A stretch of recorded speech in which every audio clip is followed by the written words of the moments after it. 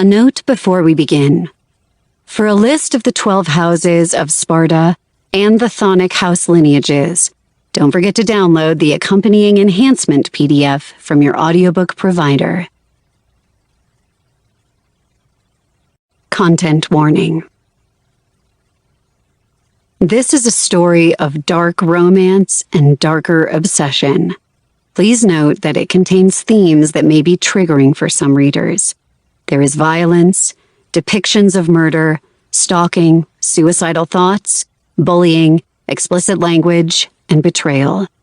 For a full list, please see the author's website, JasmineMasBooks.com. It's a slow burn, but there are open-door scenes.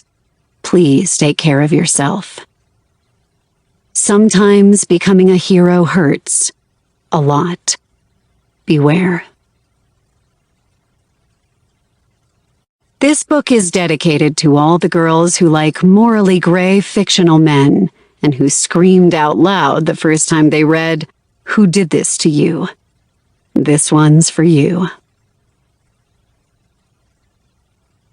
Fides est periculosa ludum. Trust is a dangerous game.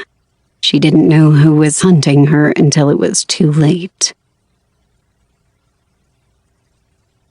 Omniscient. Fate. I draped the long toga over my crossed legs and sat completely still in the field. Stones from Delphi were placed in a circle around me.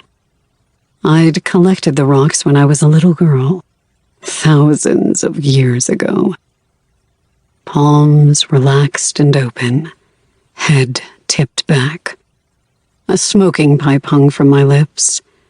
I inhaled the herbs, and pain pulsed through my closed eyes as I activated my powers.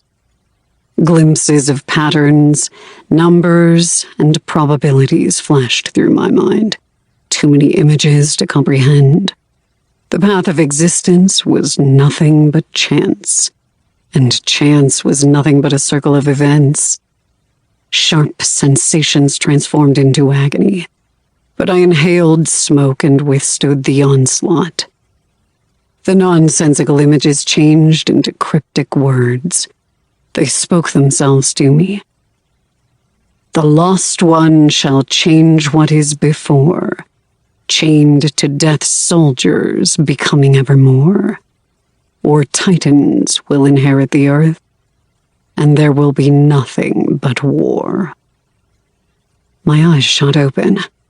Dark possibilities tasted bitter on my tongue, and I felt the paths forward in the marrow of my ancient bones. My brand of Spartan power was nothing without action, but I never shied from unsavory choices. It was why I'd survived, while the rest of my kind had perished. The future hinged before me on a razor-sharp edge. Apocalypse and peace were two sides of the same coin. It could tip either way. Action was needed. After all, nullum magnum ingenium sine mixture dementia fuit. There has been no great wisdom without an element of madness. Gasping out smoke, joints aching as I got to my feet, I tripped and stumbled as I ran through the field, into the palace, then hurried down a long white marble hall. My purple eyes and white hair reflected off the mirrored walls. When I got to the heavy onyx door of the inner chamber, I didn't bother to knock. I pushed against it and threw it open. The members of the Federation were standing behind gold podiums in the grand arena, arguing. They turned and looked up at me. Crack! They fell to their knees. Pulling the smoking pipe from my lips, I waved it in the air. The marriage law we've discarded must pass. Today, I rasped. The age to wed must be 26. The room erupted with a roar. "But we were discussing a century!" someone shouted. 26 is far too young